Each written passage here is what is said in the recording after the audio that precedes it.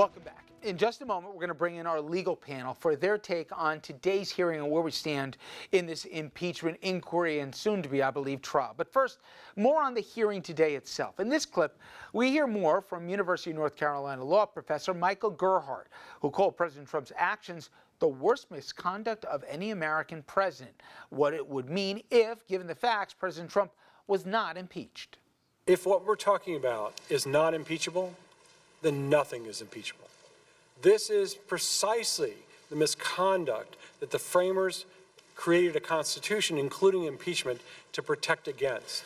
And if there's no action, if Congress concludes they're going to give a pass to the president here, as Professor Carlin suggested earlier, every other president will say, okay, then I can do the same thing, and the boundaries will just evaporate.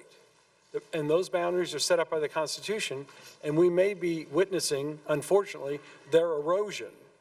And that is a danger to all of us. And what can this committee and the House of Representatives do, sir, to defend those boundaries and to protect against that erosion? Precisely what you're doing. Now, we have one more. This from the Republican side. This is GW Law School professor Jonathan Turley. He chastised the committee Democrats for considering an obstruction count against the president for his refusal to cooperate, while Trump is challenging everything in the courts. Impeachments have to be based on proof, not presumptions. That's the problem when you move towards impeachment on this abbreviated schedule that has not been explained to me. Why you want to set the record for the fastest impeachment. Fast is not good for impeachment. Narrow, fast impeachments have failed.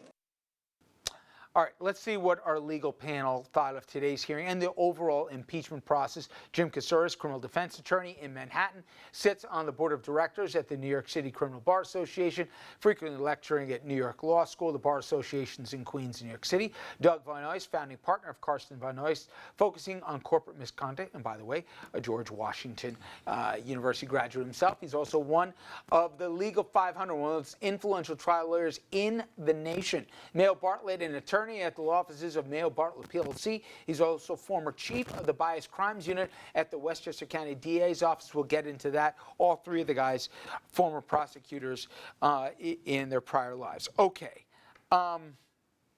where to start? I'm going to say something I'm sure Doug will disagree with, but I'll go there anyway. You really to me, no, but to me, I think an objective person would have looked at what the Intelligence Committee laid out, and they would have said, after the 11 witnesses we heard from, the transcript that was revealed, the history of this president hardly being the king of corruption busting, okay, to put it mildly, that clearly he wanted something for the $400 million. And not only did he want them to look in the Bidens, he wanted it on camera, and he said it as much. And you had Gordon Sondland say, this is exactly what he made it clear to me. There was a quid and there was a quo. We even heard ear witnesses to the conversation, yada, yada, yada, yada, yada.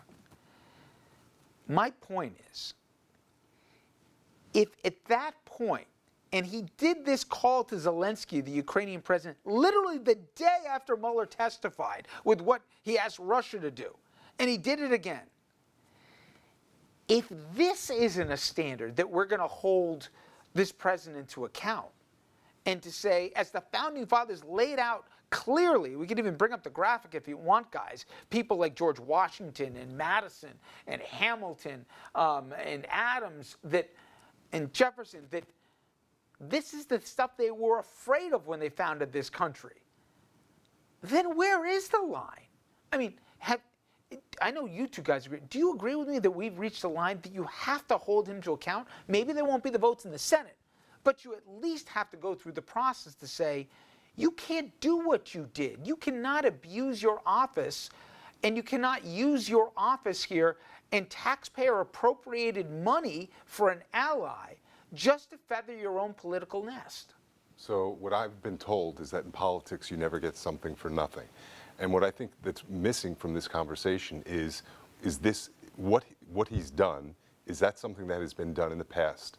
Has there been aid offered or taken away for a political reason? Because I'm a megalomaniac with the name on my program, I'm going to interrupt, but I've never heard of ever an instance, not that aid was withheld, but aid was never withheld ever on the contingency to help someone with the presidential So, campaign. Rich, that's my point. So now what we don't know, because we're not in politics and we're lay people, we're hearing law professors talk about the law and the history of impeachment. We're hearing the facts of the case, but we're not giving the context of prior administrations where things like this done. There's no discussion about prior administrations offering aid or withholding aid, and that's what's missing from the layperson. Well, We I will can't elevate understand myself it. from the layperson to say, I do this for a living. We've gone through all. There's been multiple. There's been 3 other instances where we've looked at this. Only one successful, and even then, that wasn't because of impeachment. It obviously led to the resignation of Nixon when he knew that the Senate was going to vote to impeach him. He got out of town before they did the deed. So, to that point, we've never had this come up. And while everybody says we need more facts, and that was the argument of Jonathan Turley, the other 3 said, this is the worst we've ever seen. This is open and shut. And my worry is this, Mayo, and I know I'm preaching to the choir a little bit, but the president as recently as in the last month said, Constitution says I can do whatever I want. His attorney says he could shoot somebody on Fifth Avenue and they couldn't even stop him, let alone hold him to account. We all went to grammar school and everybody at home the same thing. You learned about a thing called separation of powers, co-equal branches of government. The founding fathers leaving a place because they didn't want a monarchy, they wanted to have a democracy. If he's allowed to do this and not even be brought to trial for it, forget about convicted, then are we basically saying we have to re-examine the republic? Well, we have to stop and look. If you can look at dictatorships all around the country, around the world. No, I'm but sorry. talk about from a legal standpoint, Well, not even from a citizen, but just from a legal standpoint. Where's the line anymore? Well, the line is, first of all, the question is not whether someone else has done it in the past. You don't get absolved of a crime in criminal court because other people commit robberies also. If they catch you, then you get charged with robbery. We've talked about in the past also perhaps criminal activity by other presidents. We've talked about illegal wars that other presidents have engaged in. And again, that may be wrong as well, but it doesn't absolve you from your own criminality. And so they if you didn't do it. They didn't do it because they were trying for personal gain to self-enrich. Right. Now, I'm going to bring up a poll that should scare the living you-know-what out of everybody. Forget about that the majority of the public, but not by a huge majority, supports impeachment and removal from office.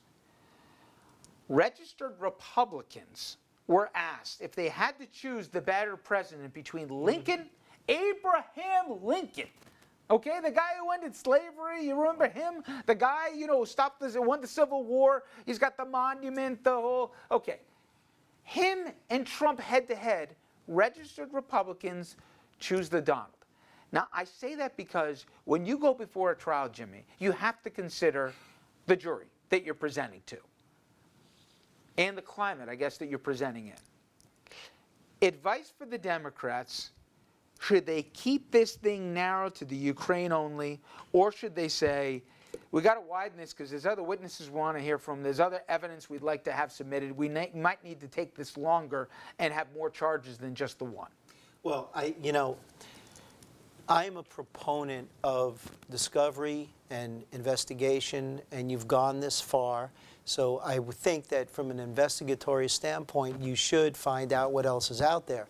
The aspect of this that actually troubles me as much as anything else is the obstruction. The notion that a president can literally stop an impeachment proceeding or thwart an impeachment proceeding by directing those under him to not comply with lawfully issued subpoenas, that to me is so troubling, but it is yet another example of the arrogance and entitlement and the I can do whatever I want. I can call what you're doing illegal, so I'm not going to participate. I think that needs to be... That is among the things that everybody, regardless, because you're going to have a Democratic president at some point here and whatever, if that's the new precedent that you don't have to cooperate and you're not held to any account, then that's going to be a scary precedent in and of itself. It's not cooperating. It is refusing to Right. comply with lawful. I have somebody right now in jail for 8 months because he wouldn't comply with a subpoena. I got to hit a break. When we come back here, we're going to shift from impeachment, maybe some of you say, about time, Rich, and we're going to pivot to the death penalty. The Attorney General asking the Supreme Court for permission to resume federal executions while a state that has killed more prisoners than anyone, I'm talking about Texas, stops the high-profile execution. So what is the state of the most serious penalty a court can impose? Our panel will get into that next.